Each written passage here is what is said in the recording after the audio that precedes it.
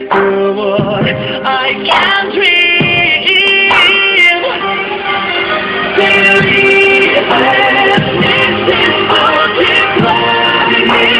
Nothing else can stop me. Just believe. I believe in me.